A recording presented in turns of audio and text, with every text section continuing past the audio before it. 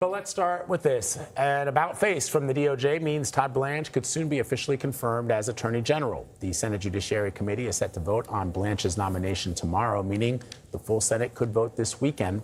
Republican Senators John Cornyn and Thom Tillis had refused to vote for Blanche unless he put it in writing that the president would not continue to pursue a $1.8 billion so-called anti-weaponization fund. The fund was designed to compensate allies of President Trump who were prosecuted during the Biden administration, including those who participated in the January 6th insurrection. This was part of a deal reached between the IRS and the president.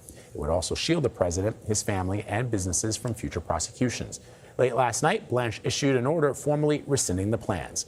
CBS News congressional correspondent Nikole Killion is live from Capitol Hill to talk about what happens next. So, Nikole, this order, this letter that Blanche put out in writing, do you think, and are you hearing from your sources on the Hill, that this will move Senators Tillis and Cornyn to vote yes?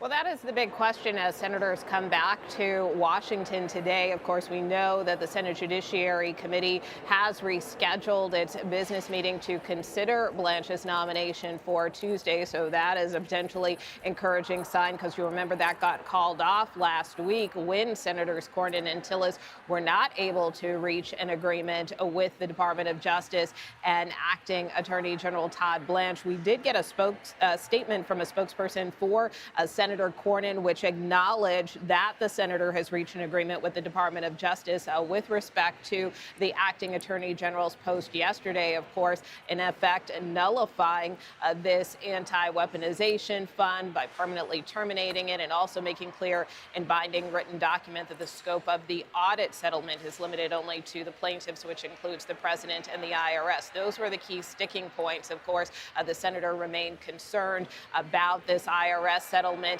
that it would not apply, for instance, to tax audits in the future, that the president and his family couldn't be shielded from audits in the future. But what Blanche put out in writing yesterday clarifies that this will only apply retroactively.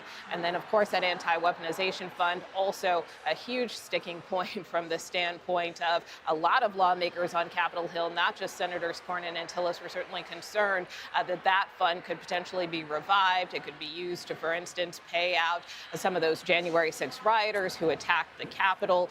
That has been just a hard line in the sand that senators have drawn, that they don't want to see that fund go forward. So it is significant that Blanche is now putting this in writing, which he had been asked to do repeatedly, including in his confirmation hearing last month. So we will see when Senators Cornyn and Tillis come back here on Capitol Hill. I'm sure they will be flooded by a throng of reporters, including myself, asking them if this now means that they will support Blanche's nomination. And if they do, of course, that would be enough to move it out of the Judiciary Committee tomorrow. But of course, it still has to face a full vote in the Senate. And you'll recall last week we talked to some senators, like Louisiana Senator Bill Cassidy, who told me he's still information gathering. So there's still a few more steps in the process. But Nikole, we also heard from the president threatening to revive that fund. I mean, is that still possible?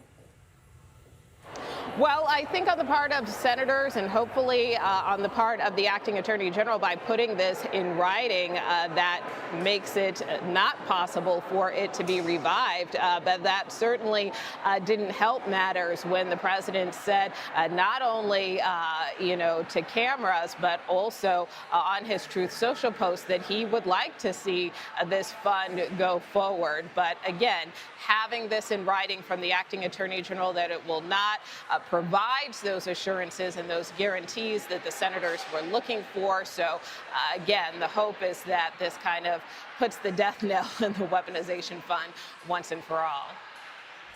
All right, Nikole Killion reporting on the Hill for us. Thank you, Nikole.